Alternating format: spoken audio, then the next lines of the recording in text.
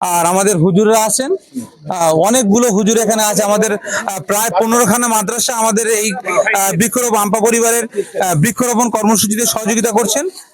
আমরা আমরা মহান সৃষ্টিকর্তার কাছে এইটুকু দোয়া প্রার্থনা করব, প্রকৃতির সৌন্দর্য ভারসাম্য যাতে বজায় থাকে।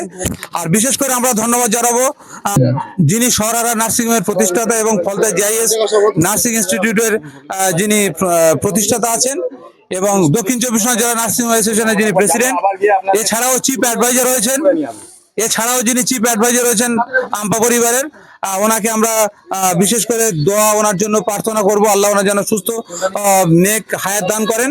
তো এই মাদ্রাসাগুলো বৃক্ষরোপণ কর্মসূচিতে অংশগ্রহণ করেছেন হুজুররা, সবাই দোয়া করবেন। আমাদের ভাইজান এই সময় কিছু বলুন। না আর কি বলতে, আমার ভাই জানা বলুন। আমাদের কলকাতা থেকে এসেছেন, আমাদের আলহাজ কলকাতা থেকে এসেছেন, আমাদের এসকে সারোয়ার সাহেব অ্যাডভাইজার বোর্ডের কার্যকরী মেম্বার।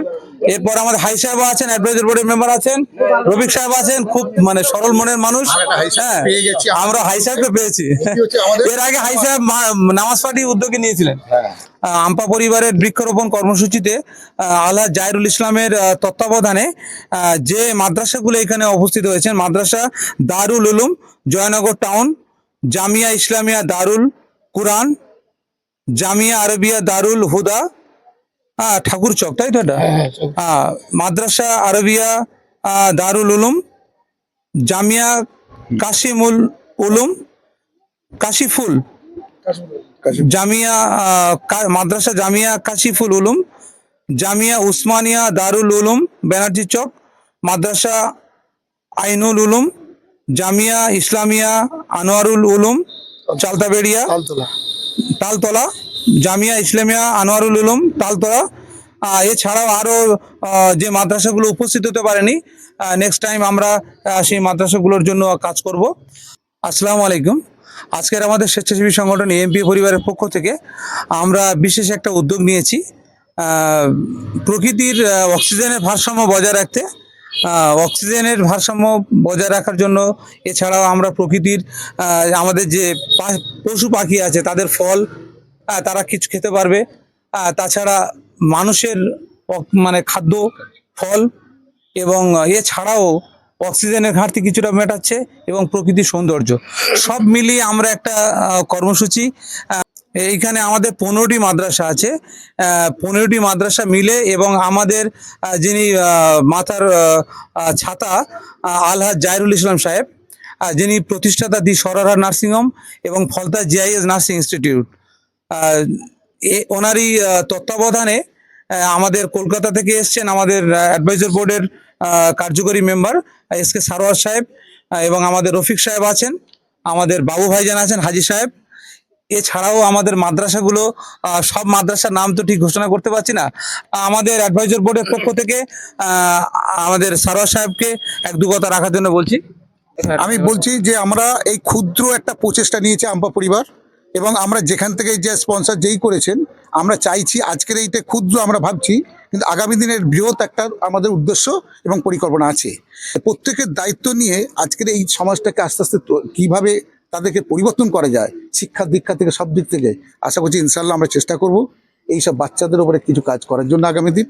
আম্পা পরিবারের পক্ষ থেকে যে উদ্যোগ নেওয়া হয়েছে পরিবেশ এবং তার সাথে সাথে বৃক্ষরোপণের যে কর্মসূচি, যারা উদ্যোক্তা এবং যারা যে আমাদের আলহাজ যে আমাদের সাহায্য করেছেন এই কাজে, আর যে সমস্ত হুজুররা এসছেন মাদ্রাসার পক্ষ থেকে এসছেন, তাদের সবাইকে আমি অভিনন্দন জানাই যে তারা আমাদের এই কাজে সফল হওয়ার জন্য শুধু আজকে গাছ পরিবেশ দেওয়া নয়, গাছগুলোকে বাঁচিয়ে রাখাও আমাদের দায়িত্ব।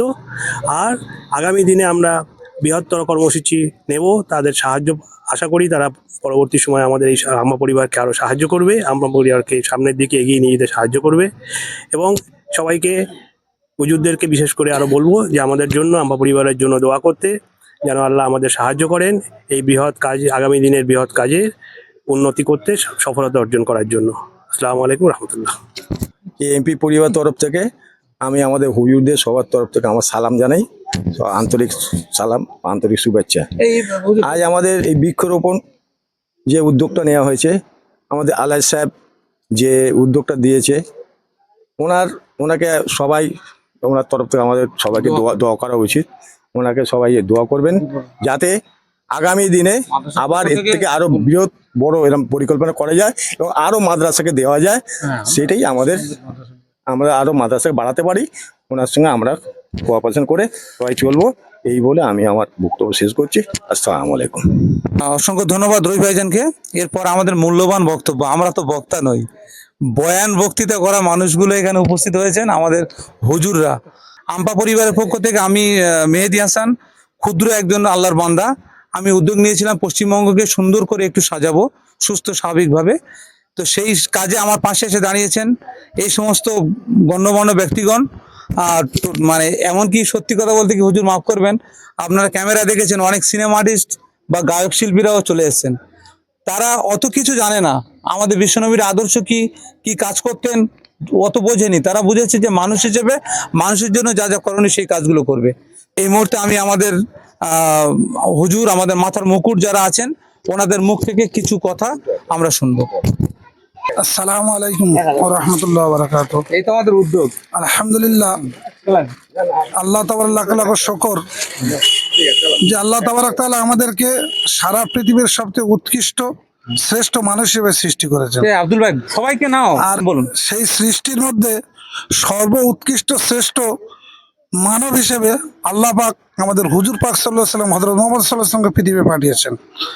আমরা জানি কোন মানুষ যদি ভালো হাতের লেখা করতে যায়, যার হাতের লেখা ভালো তার নকল করলে সে অলরেডি তার হাতের লেখা সেরে যাবে।